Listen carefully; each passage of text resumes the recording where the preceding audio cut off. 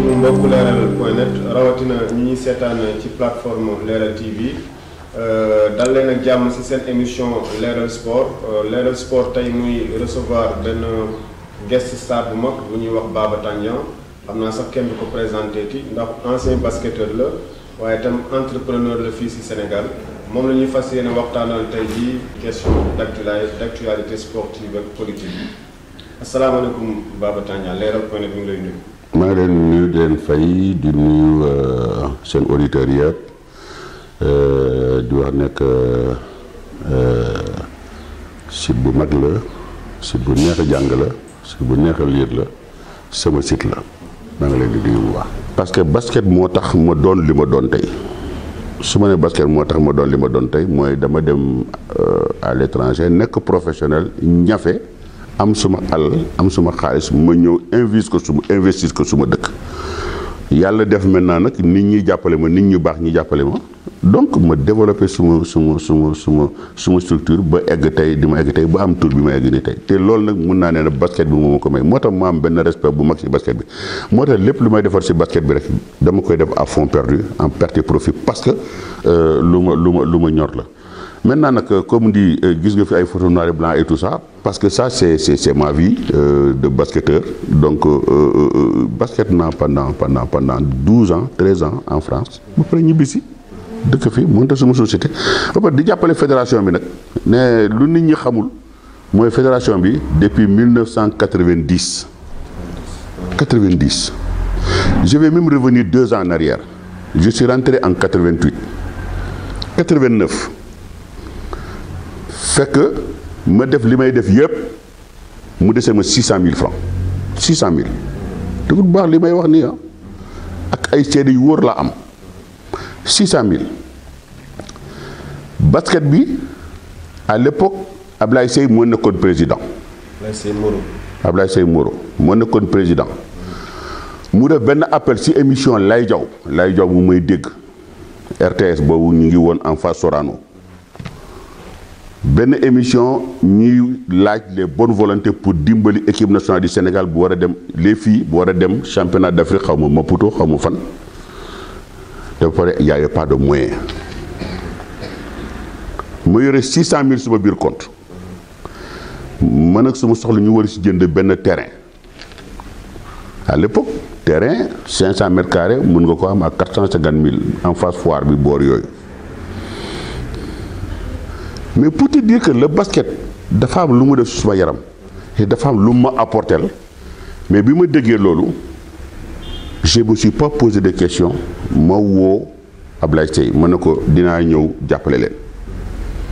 mu ne am nañu émission nga ñëw foofu jour émission ba laa fa dem j'ai fait un chèque de 500 000 francs mu dese ma 100 000 ma jox ko basket bi xam nga ku ñemee def loolu si période boobu ak difficulté yi ma amoon. ku ñemee def loolu nga xam ne ñemee na lu raw loolu donc li may def nii il faut que les gens comprennent que c'est une passion et c'est pas une passion démesurée lu ma xam la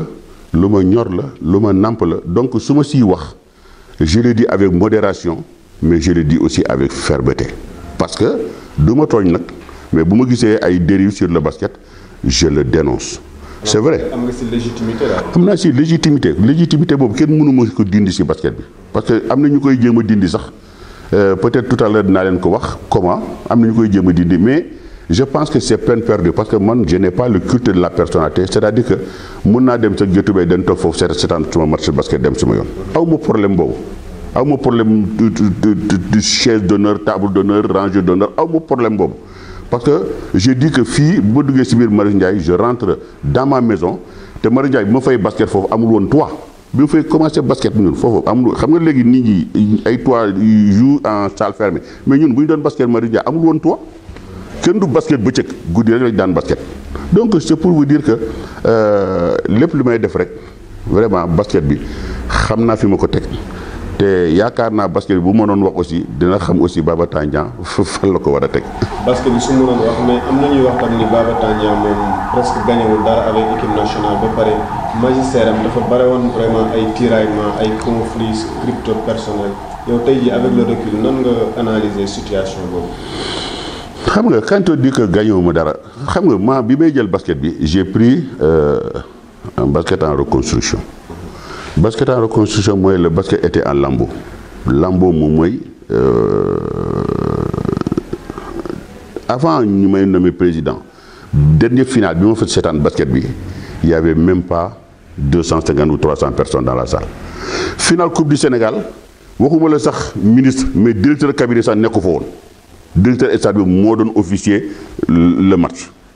et je trouvais ça scandaleux parce que quelque part aussi dañuy ndeewal doole basket bi te basket bi vraiment ne mérite pas ça parce que basket bi dafa am ay titre suma grand yi fi ma fi jëkk si basket bi ñoom ñëpp dañoo titre ak jigéen ak sumay mag yi jigéen yi fa nekk fi yëpp dañoo am benn titre bu nga xam ne bu ñu compter les titres que le Sénégal a amul benn dëkk bu ko am si Afrique. bu ma gisee maintenant basket mu daanu à ce point là moi je dis quelque part il y a un problème moo tax on a sonné la sonnette d'alarme man ak sumay xarit ñoom Mathieu Faye ñoom Pape Moussa Touré et ainsi de suite on a fait la sonnette d'alarme boobu nag Alioune Badara moo fi nekkoon donc c'est normal quand quelque chose ne va pas et il est vrai que tu es obligé de critiquer boo critiquer maintenant nag bon léeg-léeg dina am ay dérapages donc on est revenu à la tête de la fédération et puis je dis que fédération moi je suis chef d'entreprise je dis fédération bi dafa war a dox mais pour mu dox il faut ñu def nii door a construire maintenant équipe bu baax et ainsi de suite parce que il faut des moyens parce que dañu ñëw dugg rek démarrer ci zone 2 ma jël Serigne Mboup Petrosen mii Serigne Mboup jël ko def ko président du comité d'organisation malheureusement on n'avait même pas de budget bi ma demee ci ministre bi Tandian j'ai été fait élire j'ai demandé que ñu nommer ñu élire pour que tu ailles chercher des moyens nous ministère on n'a pas d'argent donc et j'avais un budget de 30 millions qu'est-ce qu'il fallait faire man maa génne 30 millions c'est ma société qui a sorti 30 millions on a fait le tournoi et le Sénégal a été qualifié pour aller jouer Coupe d'Afrique Madagascar mu jonkate ay problème yu dul jeex ay arrière ay entraîneurs yu ñu fayul ay arrière ay lu kenn lu ñu xam des tas de problèmes même ba FIBA sax bi ñu demee Madagascar pour jouer foofu FIBA à un moment ils nous ont empêché de jouer parce que soi-disant que dañ fa am benn bor boo xam ne xaw ma 9 millions xaw ma te suñ ko fayul du ñu jouer te yooyu yëpp dañ ko mujj éponger donc c'est pour vous dire que j'ai trouvé une fédération un peu à lambeau difficile bi ma ñëwee dellu si après ma toog xool carte ba mu yàgg j'ai décidé d'injecter de l'argent dans le basket maintenant nag ma ne léegi charge à moi maintenant nag ma dem wuti ko maintenant nag pour ay sponsors pour ma mën a rembourser suma bopp j'ai mis près de 100 millions là-dedans 100 millions yoo xam ne sama xaalisu bopp la te ñi nekk fédération ñi nekk ak man foofu kenn mënu ko weddi suma xaalisu bopp la donc parce que je dis que ça peut marcher et je l'ai fait marcher donc daw si sponsors yi daw si kii c'était difficile daal. Et le sponsor le plus gros que la fédération a aujourd'hui moom mooy Orange Cheikh Tidiane Mbaye j'espère que moom mooy dégg bu xoolee émission bi mais ñaata yoon laa dem bureau ñaata yoon laa toog buntu bureau xaw naa dem këram bi may génn benn jour ma dajeek mu ber du jour ma ne ko Cheikh Tidiane soo ma jàppalewul si basket bi je te jure que sa kër laay dem maintenant nag toog foofu booy ndekki di nga fekk ba toog foofu booy rey donc parce que on avait une amitié parce que son grand frère c'était mon ami Abdoul Mbaye parce que c'était mon banquier donc ñoom moom moo ma jàppale ba nga xamee ne j'ai eu le sponsoring de Orange si biir basket bi te actuellement fédération bi nii si Orange boobu moom si la ñuy dundee donc xam nga te li ma def ni rëccuwuma ko et quelque part moo tax ma la légitimité bi ma am si basket mun nañ ma ko xañ de mais mënuñ ma ko dindi. non. absolument mais Baba Tandian ñooy gis tamit année yi passé amoon na problème woon scandale U18 yi si def naa ci góor ak ci jigéen ñi amoon na sax sanction financière ak sportive def naa 350 millions yow tey avec le recul situé responsabilité bi nan nga vivre cette situation là ak loolu ci mën a wax. waaw ni ma ko vivre parce que xam nga wax nañ ko waxaat ko moi je dis je ne suis en rien sur cette fraude là. Fraude bi la preuve est que FIBA bugguma woon sanctionner man de man c'est l'État du Sénégal par mes ennemis tapis dans l'ombre ici que je connais ak ñi leen doon jàppale que je connais du ma tudd seen tur nag am na si ay ministre am na ay kilifa am na si lépp si biir ñi leen doon jàppale ils ont réussi un peu à démanteler la fédération mais FIBA n'a pas demandé ñu sanctionner Tandian FIBA xam na ne c'est pas Tandian FIBA dafa ne ñu sanctionner la direction technique parce que lii direction technique mooy def loolu parce que dama lay expliquer processus U18 nu muy doxee U18 championnat d'Afrique U18 dañuy woo les directeurs techniques régionaux ñu seet booy yi nga xam ne aay nañu seen région mais loolu sama yoon nekku si je ne gère pas ça loolu directeur technique la loolu moo tax ñu fal ko loolu moo tax ma nommé ko ñooñu bu ñu identifier xale yi ñu proposer ko directeur technique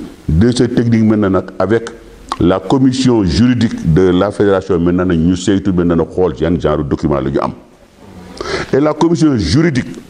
ñu ngi foofu ba tey fii li ma lay wax ni ñoom xam nañu booy yi nga xam ne am nañu âge bi wala amuñu âge bi lu tax ñoom ils n'ont pas réagi à l'époque pas Médoune mu ngi foofu pas Médoune c'est la commission juridique lu tax ils n'ont pas réagi mais ils n'ont pas réagi alors et il y a autre chose aussi que je vais rajouter moom mooy xam nga pour ñu sélectionner benn xale U18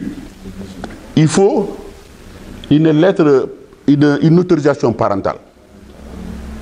le père écrit Massène Diop naka sant Diop né en 1993 fils de yow mi koy bind yaay baayam ba pare nga def ci âge am waaw mais Massène nag nga mën a sa jur sa doom ba pare te xamuloo ban at la juddu non y a un problème donc le père qui écrit ça déjà il est le premier complice à l'époque su ma waxoon dama leen doon teg sur la place publique et je ne voulais pas le faire moo tax ma ne patt noppi et j'ai encaissé le coup et mieux encore suma doom man suma propre doom suma doom bu jigéen elle fait 1m92 elle joue au basket elle avait à l'époque 20 ans la amoon directeur technique bi daf ko bëggoon a sélectionné mu ñëw wax ma ko ma ne ko mais yow kii noo koy sélectionné mais kii elle a 20 ans elle boobu noo ko bëggee sélectionné ak U18 te mu am 20 ans te mu am 20 ans bu fekkee mu ngi may dégg ban directeur technique Adou Sanou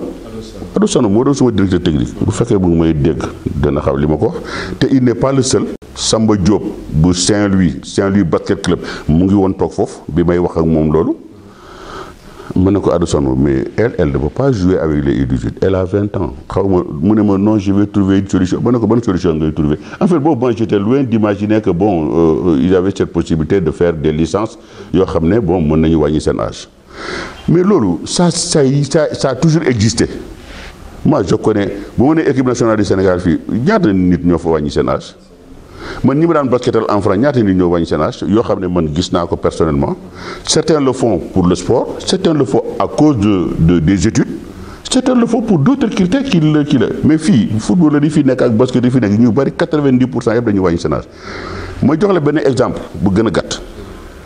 nga ne ma fay nga nii 350 millions mais 350 millions man bi ma FIBA saisiré dem naa Genève avec la commission de discipline ak ñoom Goran ak président FIBA Afrique ak secrétaire général FIBA monde ñu ne ma léegi maintenant ñun on veut arrêter la sanction mais il faut que tu sanctionnes ton directeur technique national. Mais moi j'ai 2 championnats d'Afrique Sénégal pour Abidjan les filles pour Maputo pour la première fois j'ai fait un tournoi international à Dakar j'ai 5 pays qui arrivent pour la première fois depuis 1961 j'ai réussi à amener l'équipe de France ici avec le président de la fédération française de basketball qui arrive. Et vous voulez que je renvoie mon directeur technique? Ce n'est pas possible. Je dis, c'est comme si vous me dites, vous décollez avec votre avion et vous prenez le pilote, vous le jetez par la fenêtre. Je dis, c'est exactement ce que vous voulez que je fasse. Je dis, je ne peux pas le faire. Je me suis engagé dans des compétitions et dans des matchs amicaux avec beaucoup de choses. Mais je ne peux pas aujourd'hui décapiter ma direction technique parce que la direction technique, moi, je gère l'eau. Je ferai la même chose. L'autre question principale, l'autre question de bon sens, là, de sportif. Parce que moi, je ne gère l'équipe nationale, je ne gère le basket. Moi, je ne suis que tête de poire. Le basket, mon rôle, ça consiste à aller chercher des moyens. Je sais ma licence nouvelle, je sais ma couleur de licence, je ne sais pas est-ce que tout va bien, et puis créer la discipline dans ce basket-là. Parce que quand je le basket, il y a des gens qui ont fait des choses. Et oliganisme boobu. Et puis j'ai mis mais vraiment fin à ça. Donc j'ai dit mais moi je ne peux pas renvoyer. J'ai dit maintenant quand j'aurai fini mes championnats d'Afrique et tout ça machin, là oui je vais maintenant faire une enquête pour situer les responsabilités. bi may wax loolu Ablaye Seye mu ngi toog Bile mu ngi toog Bile ne ma oui Tandian nous savons que ce n'est pas toi mais il faut trouver une solution avant que ça n'arrive à FIBA Monde. Entre-temps avant loolu des Sénégalais et Sénégalaises, je dis bien Sénégalais et Sénégalaises, du ma tudd seen tur parce que tudd naa seen tur à l'époque et Sénégal yëpp xam nañ leen ñoom ñoo bind FIBA Afrique FIBA Monde pour dire qu'il y a eu de la fraude au Sénégal lii yëpp pour débarquer le président Tandian. C'était pas pour ay acteurs du basket ak actrices du basket. am na ñoo xam ne tey dunduñu bon ñoom ñëpp ñoo def loolu bind bataaxal lettre bi man gis naa ko ay amoon na ay seede yu ko fekke woon à l'époque seede yooyu sax on fait une conférence de presse confirmer ko man dinaa la jox benn document si document huissier boobu parce que c'était sanctionné par un document d'un huissier naa la jox document bi waaw naa la ko jox parce que en plus ki waxoon à l'époque c'était pas n'importe qui donc yow boo demee boo boole sa dëkk parce que tu as un problème avec un président pour une histoire d'argent une histoire de per diem parce que da nga bëggoon ñu nommé la nommé wuñ la nga ne kii foog mu jóge fi parce que ñooñu lañ doon wax les faiseurs de président parce que loolu moo doon seen liggéey ci biir fédération bi président bu ñëw rek bu ñu ànd ak yow rek parce que dañ lay teg benn dictat ne la lii ak lii ak lii la ñu bëgg boo ko defee sa waay ñu fexe sa waay l'année suivante ñu jóge la fi boobu temps boobu président chaque président c'était 1 an. man bi may ñëw nag ci laa tombé la présidence des 4 ans 4 ans nag c'était beaucoup mënuñu fexe ba am dara ci ban alors donc il fallait parce que mënuma dem di wuti ay sponsor di wut xaalis pour defar basket ba pare jël xaalis bi di leen ko jox luy ndey loolu parce que en fait c'est ça qu'il voulait ma ne luy ndey loolu lu tax du ma ko jox sama bopp donc ils m'ont combattu. Ils ont profité avec ces U18 là justement pour me faire la guerre. Maintenant ils ont fait cette guerre là, ça les a servi à quoi? Ils ont démantelé la fédération. Mais lui, c'est pas la première fois. Mali a eu le même problème. Mali des fois Mali di fa xew tam moo gënoon a grave parce que Mali benn fille bu nga xam ne dañ ko boole aussi U18 yi fekk elle avait 23 ans ou 24 ans mu basket ba pare di génn si vestiaire carte d'identité wodd gars yi for ko ñu sanctionné Maliens yi xam nga ñaar la ñu sanctionné 50 millions mais président bi dàquñu ko 50 millions CFA moom la ñu sanctionné Maliens yi. Pourquoi ñu def ñu 350 millions. mais 350 millions parce que ils ont mis la barre assez haut mais man bu ma toogoon ci fédération bi je te dis 50 millions sax du ma ko fay ñoom waa FIBA xam nañ loolu xam nañ ci ba jikko 50 millions laa la bu mat sëkk sax dama ko dul woon fay. C'est vrai que la faute était là, elle est visible. Ça, il faut le reconnaître. On va pas marcher dessus. Mais je ne suis en rien responsable de cette faute, mais je suis responsable parce que je suis la personne morale de la fédération. Donc, le premier à endosser cette responsabilité-là. Donc, mais état bi dafa précipité wu rek machin ñama parce que liquider Baba Tandian jaroon na leen ko et ainsi de suite. Et ils l'ont fait. Et après, ils se sont rendus compte qu'ils se sont tous plantés. Ils ont fait une erreur. Loo xam ne jaru ko woon. ma jox la beneen fraude bu gën a grave Nigéria U18 ñu gagné Coupe d'Afrique bi mais gars yi xool joueurs yi mais ñii ay paa lañu 12 joueurs yi joué ci match bi yëpp ñoom ñëpp ils avaient plus de 25 ans mais bi ñu leen jàppee xam nga lan la ñu wax ñu ne woo ok c'est bon gardez votre coupe nous on s'en va. ñu Nigériens yi bàyyi fa coupe bi dem seen yoon non c'est pour te dire que la fraude a toujours existé c'est muy footballeur yeeg muy joueur yeeg am na joueurs yu bari yoo xam ne xam nga leen du ma tudd seen tur mais ñoom ñëpp dañoo wàññi seen at mais en fait bon moi je pense qu'il y a pas un drame dans ça et puis dans cette coupe là gis nga am na benn coupe bu nekk fii gis nga coupe bi waaw c'est la meilleure marqueuse des U18 filles qu'il avait gagné. kan la wala mën nañu xam wala. fàtte naa turam. yàgg na. je crois que c'était la MVP kii fàtte naa turam waaye moom moo gagnoon coupe bi mu jël coupe bi jox ma ko mu président je te remets la coupe. coupe bi ñëw teg fi depuis loolu ba léegi coupe bi jógewul fii donc xam nga U18 yi muy garçon yi muy filles yi y a peut-être 2 qui ont fraudé Mais sur les deux, ils sont 12 joueurs. Les 10, c'était des U18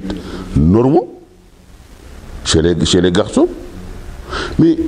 est-ce que ces 10-là ne méritaient pas de garder cette coupe-là? Pourquoi on veut sanctionner 2 sur 12? Et les 10, qu'est-ce qu'on en fait? On les jette à la poubelle? Non, je dis quelque part là, on a fait un mauvais procès à ces gosses-là.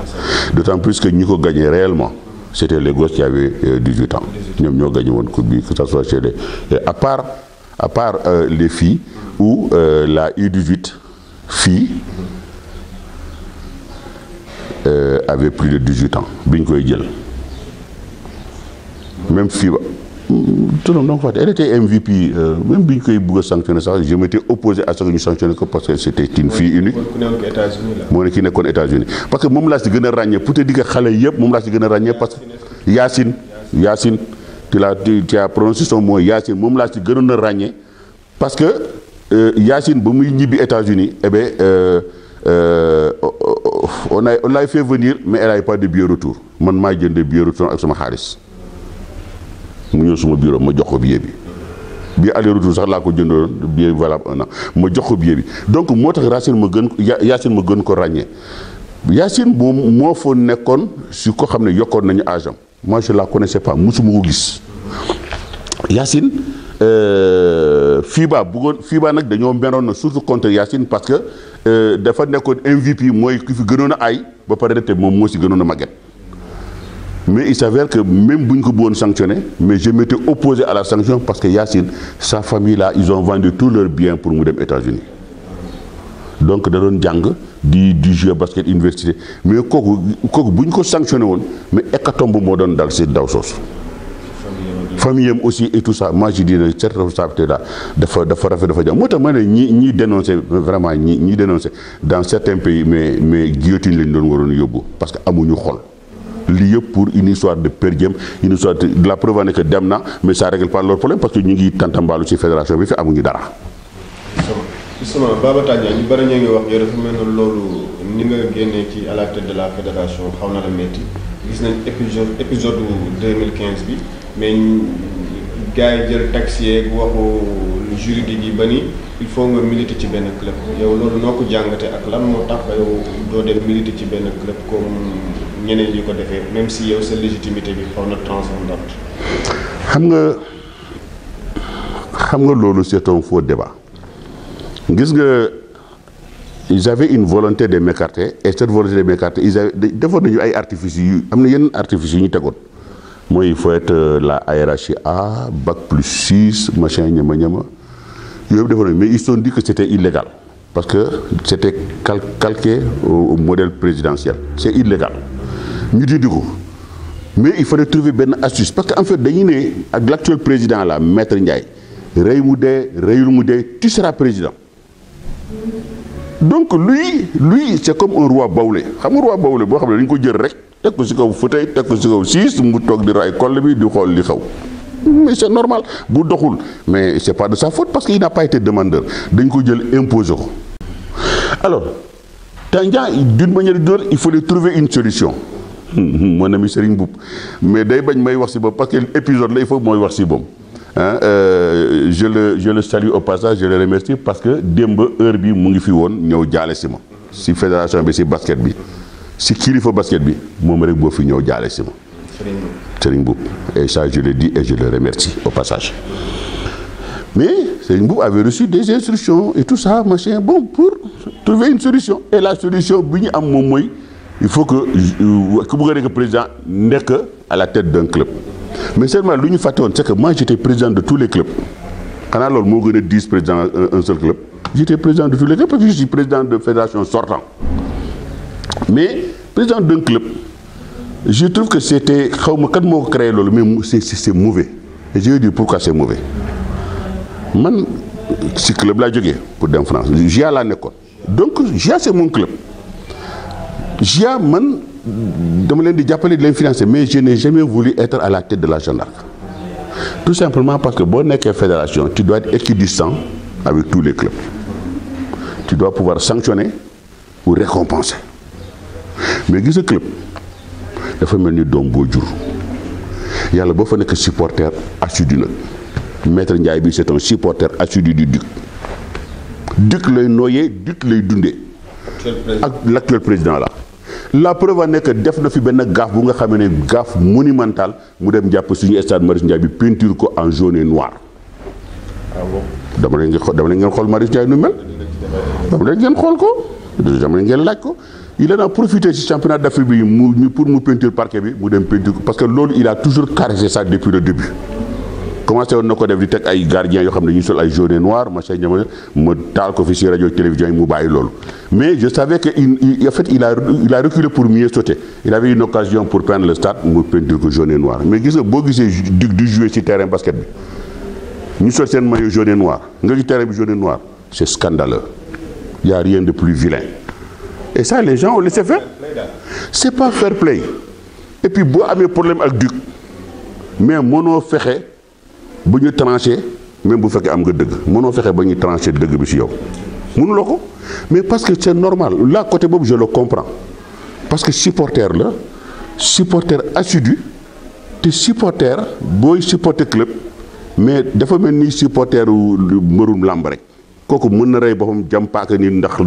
parce que ci xolam la nekk parce que boo yore club dafa mel ni comme sa doom buy xeex kenn fii mais boo ñëwee fekk ñuy xëy di nga mbéj kenn ki door a laaj lan moo xew donc je le comprends sur ce côté-là c'est pour ça que je dis un président de fédération ne doit pas être un président de club ma jox leen benn exemple bu si gën a gàtt un exemple réversible en 2014 xam nga 2013 Saint-Louis Basket Club ak Duc jote nañ ci stade bi fii. Et il y avait des autorités, le président de l'Assemblée nationale était là, Moussa Fagnas et tout. Et puis il y a eu des problèmes avec les gens du Duc. Bon match bi tas, policier di sànni ay lacrymogène. Mais merci beaucoup. Maintenant j'ai situé la responsabilité, pour le problème du Duc. Il savait que le problème là venait des gens du Duc. Mais j'ai sanctionné le Duc. Sen patron le Ablaye Diouf Sarr directeur du COUD woo ma bureau foofu à l'époque il était directeur du COUD mu wax ma ne ko Diouf je t'aime bien tu es mon ami ñoo bokk suñu yof mais moi le Duc je vais les sanctionner je n'ai pas d'état d'âme et gars yi foog damay caaxaan mais ma jël non seulement j'ai sanctionné le Duc mais dama jël coupe bi ba pare ma jox ko Saint-Louis Basket Club. Bon, on m'a traité de tous les noms d'oiseaux, que Saint-Louisien là, machin, nyama. En fait, il n'y avait rien de tout ça. Li yalla di def. Non, le jugement yalla dafa grave. 15 jours après, le Duc et Saint-Louis Basket Club se retrouvent en finale. Cette fois, fait que l'équipe nationale dit regroupement pour des Maputo. Oumi Khayri Thiam, nous ñoko fayal billet mu jóge États-Unis ñëw ñu boole ko ci équipe nationale. Oumi Khayri Thiam, comme c'est une ancienne joueuse de Saint-Louis Basket Club, Saint-Louis Basket Club a trouvé le malin plaisir ça va de jouer aussi finale. Émission bi j'espère que maître Babacar Ndiaye mu ngi koy déglu Babacar moo ñëw fekk ma ci bureau bi mu ne ma président waa Saint-Louis Basket Club dañu am loo xam dañ ko bëgg ñun bu ñu ko defee ñun on jouera pas et on va porter réserve. Je dis c'est quoi ça mu ne dañu bëgg jouer Oumi Khayri Thiam te Oumi Khayri Thiam d'après les textes elle n'a pas le droit de jouer parce que pour jouer il faut être là 6 mois avant. Et alors pour ñu xam ko il faut que ñu xool passeport am est-ce que Moustapha ñëw 6 mois avant bi ma ko laajee passeport am daf ma ko bañ a jox ma dem seeti di directeur technique adjoint dégg nga ma indi leen ma passeport bi ñu indi ma passeport bi ma photocopier passeport bi ma xool tule xam nga États-Unis moom boo fay génn dañ lay tamponné boo fay dugg dañ lay tamponné ñoom ils jouent même pas avec ça mais gisuma benn tampon bi ma gis yëpp c'était 1 an et demi avant ou 1 an et quelque avant. Mais ma def ko benn bureau ma ne mais kii mënul jouer ma woo waa Saint-Louis Basket Club ma ne leen Oumi Khayri Thiam ne peut pas jouer ñu ne ñoom dañ koy jouer loo ma ne ko soo dañ ko jouer loo fii du jouer du dugg ci stade bi gars yi weddi ma jour match bi ñu sol la Oumi Khayri Thiam le stade était bondé rempli de monde ñu solo Oumi Khayri Thiam sa équipement ça way dugal ko ci biir terrain bi mais yéen mu ne mais yéen a dëgër bopp nee naa Oumi Khayri Thiam du jouer génn day jouer aywa bismillah. J'ai appelé l'arbitre, elle ne jouera pas. mën na ko nag vous insistez il y a un règlement maintenant nag de décompte de temps. Tu décomptes le temps, je crois que c'est 40 minutes. Maintenant 40 minutes yooyu si elle ne sort pas du terrain maintenant tu siffles un forfait contre Saint-Louis Basket Club. mais bi ma koy def ñoom Mansour Faye ñoom ñëpp ñu ngi woon ci kaw gradin bi foofu. ministre sama xarit. mais gis nga quand tu veux faire respecter l'ordre am na yenn compromis yoo xam ne doo si dugg. gars yi woo ma wax ak man machin ñama kër lu nekk def nañ ko man leen Oumy Khayri ne peut pas jouer. donc finalement ñu toog décompté ñu dugg ci terrain bi ñu may kukkali nekk foofu di fecc ay sabar foofu ci biir terrain bi foofu mën na tekk rek arbitre décompté ba xam saa 40 minutes jot saa yi ñu woo 5 joueurs ñu woo Oumy Khayri dugg ci biir kii bi rek arbitre sifflé nu forfait ñël ko bi jox ko dug xam nga loolu suma force ba lu tax ma def ko c'est que parce que dama bokkul fenn. Maître Ndiaye na ko def ñemewu ko def bu ko defee waa dig dinañ ko wulli ba fóot ay sagaram dina ko ñemewu ko def non c'est pour dire que quand tu sais Salomon pour faire son jugement. le roi Salomon pour faire son jugement am na fu mu ko teg. Eh bien, c'est exactement la même chose. C'est-à-dire que si tu ne peux pas porter un jugement. Et voilà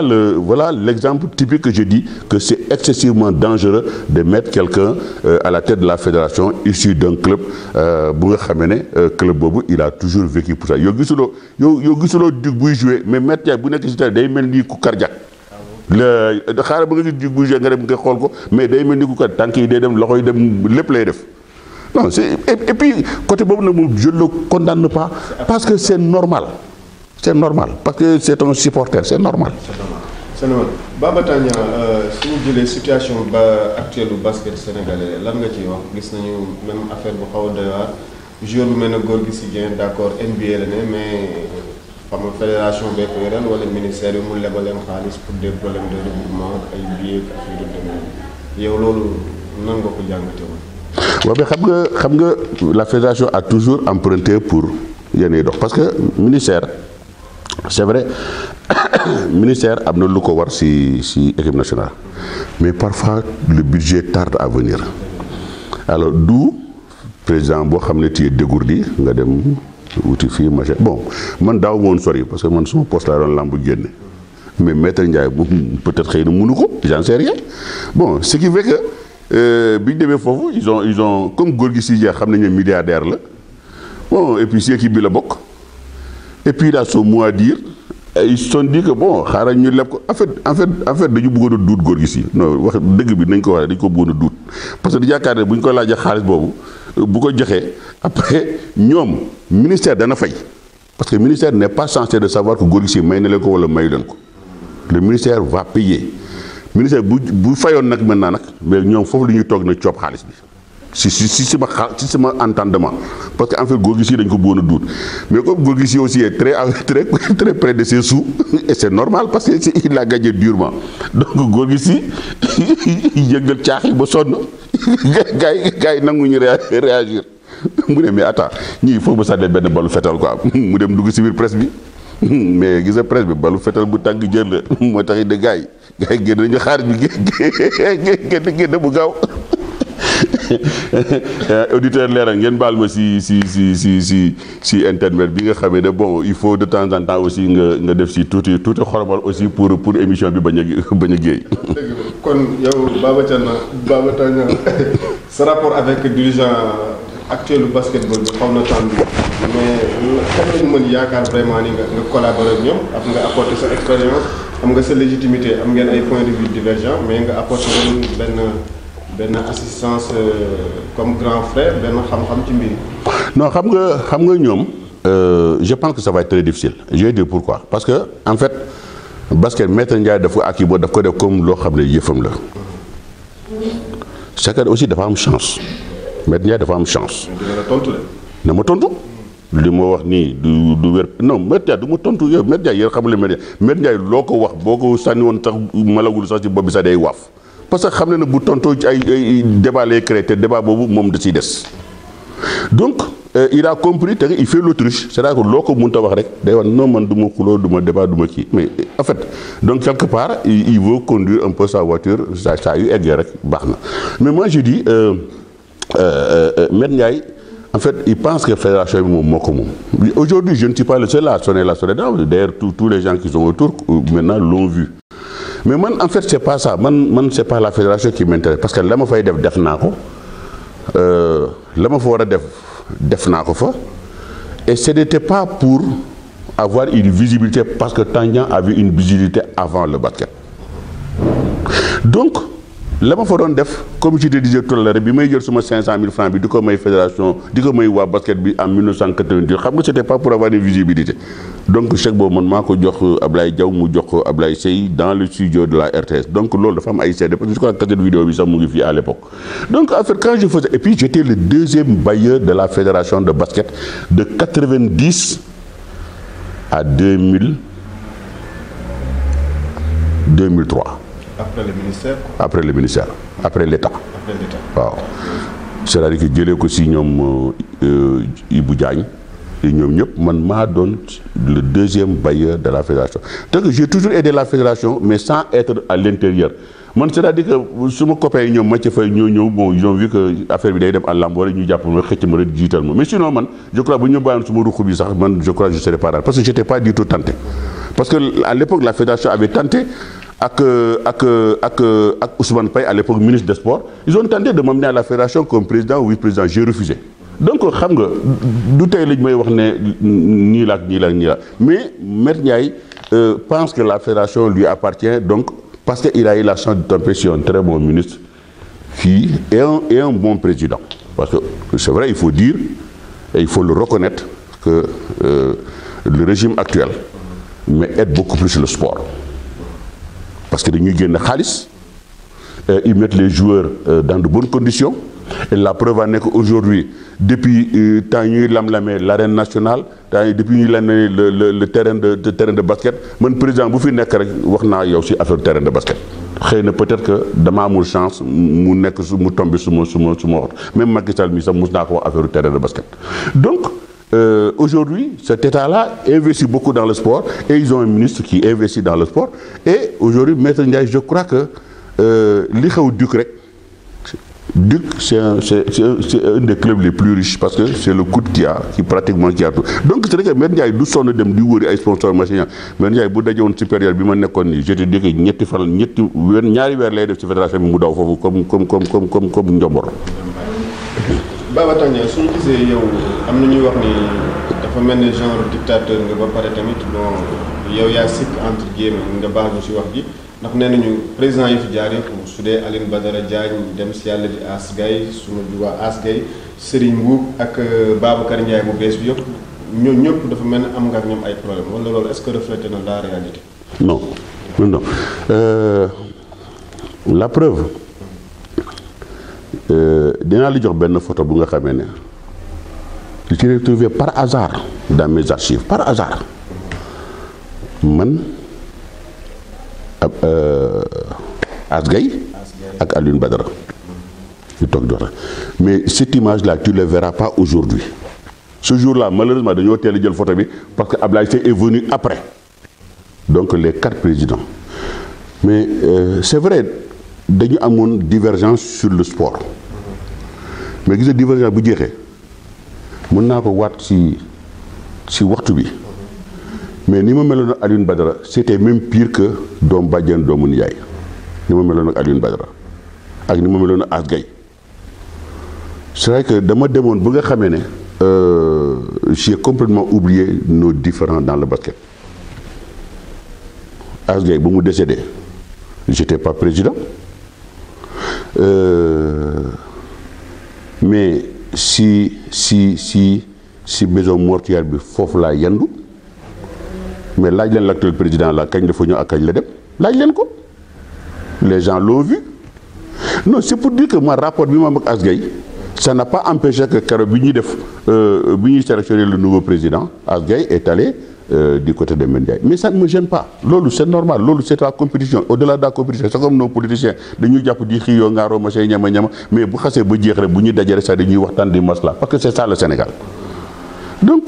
amu benn problème ak ñoom mais par contre quand on dit que je suis dictateur gars yi dañuy confondre entre rigueur et dictateur man c'était ma rigueur qui était peut-être de trop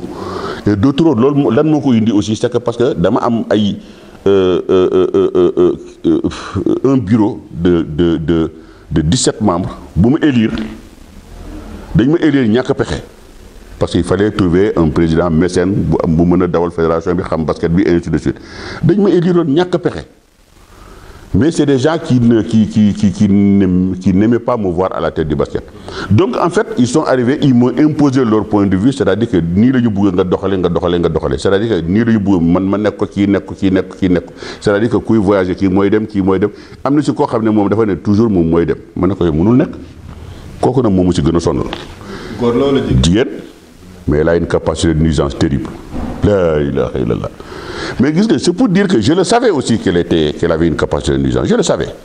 Mais je veux rester égal à moi-même. C'est-à-dire que j'ai dit on est 14 membres et si quelqu'un doit bénéficier, ce sont les 14 membres qui doivent bénéficier. Mais pas une seule personne. Parce que ce n'est pas honnête. Tout simplement parce que cette personne-là, elle a une capacité de nuisance. À elle seule, moom lañ daan wax waa FIBA de ñoo ko daan wax que ce sont les faiseurs de président. ñoom ñooy daaneel président ñooy créer président. léegi nag mën na ko mën a su ma naree daanu dinaa daanu mais jamais au grand jamais du ma leen topp parce que tout simplement dama bëgg a topp man suma propre vision donc si xuloo booba xeex boobu nag laa def ak ñoom malheureusement je suis tombé sur un mandat de 4 ans boobu a été le mandat de trop pour ñoom donc ñu yàq que je suis dictateur mais moi je pense que c'est ma rigueur parce que cette rigueur là il fallait la faire parce que j'ai hérité d'une maison qui était pratiquement en lambeaux. Donc bon, comme on dit là, une fille avant de la marier, da nga koy defar jàkkal ko pour ko pastel ko ba mu nice nga jaay ko parce que en fait c'est ça, moi je vais vers les sponsors. Donc il fallait créer quelque chose, il fallait créer un dynamisme et tout ça pour que je puisse vendre le basket. Au début, j'avais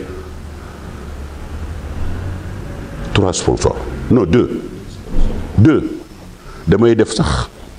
final ma def tableau 2 mètres ñëw di la ko jaay 100 000 doo ko jënd mais 2 ans et demi après mais le stade là a été rempli de sponsors. mooy bu ñuy maye kër yeeg hôtel yooyu. waaw waaye sponsor kër yooyu du man maa ko jënd kër yooyu benn sponsor moom ma ko jox. moom ma ko jox sponsor boobu ñetti kër la ma jox. ñaari F3 ak benn F4 F4 bi nag moo waroon nekkoon feu d'artifice moom mooy suma 4e année xaw ma woon góob ma woon sama remplir mais moo doon suma 4e année ba pare mun naa ko tudd Serigne Boub CCBM dama ko doon dóor daxee pour am ñaari 4x4 ak moom donc yooyu yëpp c'était dans ma lignée ak benn structure bu nga xamee ne day defar ay genre cube magie yooyu ma réussir. J'allais avoir le poids de la reine en poids de cube magie dañ doon indi balance teg ko mu yéeg gars yi sol ba affaire bi daanu ñuy buub ko yóbbu ko këram non xam nga c'était le spectacle garanti et la 4e année moom moo doon le feu d'artifice avec cette villa de F4 villa bi xam nga biñ may yëkkati villa bi mu ngi woon suma loxo ma delloo ko borom. non du ma ko joxe yëfu jàmbur du ma ko joxe du ma ko joxe ma del te du ma ko garder yi parce que man lépp loo xam ne dama koy indi ci basket bi soxlawu ma ko donc suma xarit Cheikh Amar jàppale na ma fii ñaata yoon à coup de 10 millions mais 10 millions damay dem ma teg ko si abal ji et pourtant Cheikh Amar kenn mënul dem këram kenn mënul dem contrôler kenn mënul vérifier te moom du ñëw ci basket bi mais je voulais être honnête avec moi-même et avec le basket que j'adore. Justement, président Tania, pourquoi le président Tania? Est-ce que espérer nga déggaat monsieur le président de la fédération sénégalaise de basket? Est-ce que tamit renouvellement yi ñëw yi peut-être 2019 est-ce que mën nañu xaar Baba Tania dellu si waat jéem a nekk à la tête de la fédération sénégalaise de basket? Ah, je ne saurais pas vous dire, mais en tout cas c'est pas dans mes intentions. Mais je ne saurais pas vous dire, on ne sait pas de quoi sera fait demain. Qu'est-ce que les acteurs de basket vont vouloir, mais en tout cas moi je suis pas demandeur et je resterai toujours président puisque j'ai occupé ce poste de président te la ma def ci basket bi je ne crois pas pouvoir danaa ko mën a defaat parce que basket bi dama ci defoon suma temps suma argent suma alal suma santé suma loisir lépp laa ci defoon ci biir dama demoon ba jeex je ne crois pas que j'ai loolu ko am lu rëy nga am. loolu am na solo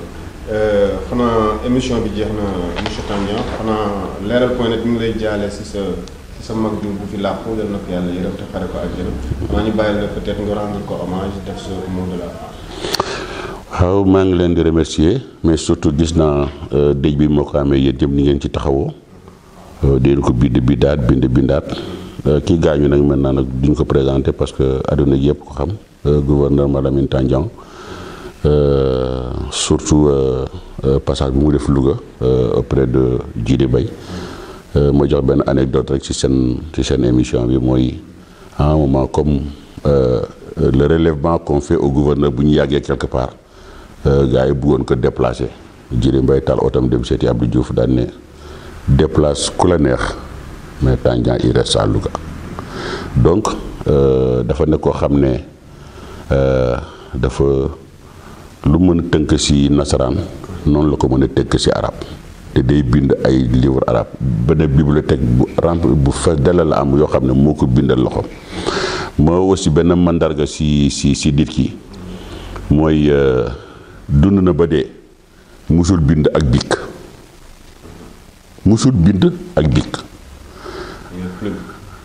mooy xam nga plume yooyu ba ñu ñaa nekkoon CP1 yooyu ay encrier yooyu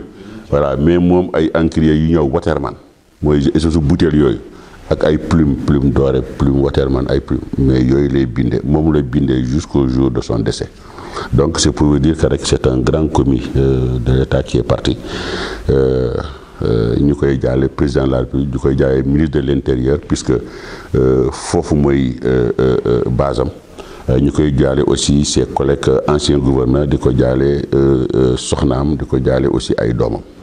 waaw. waa Leral.net loolu moo doon seen émission Leral Sport ñu leen di jox di daje ba beneen yoon Baba Tandian Leral.net mu ngi lay jaajëfal. maa ngi lay jaajëfal ay jërëjëf.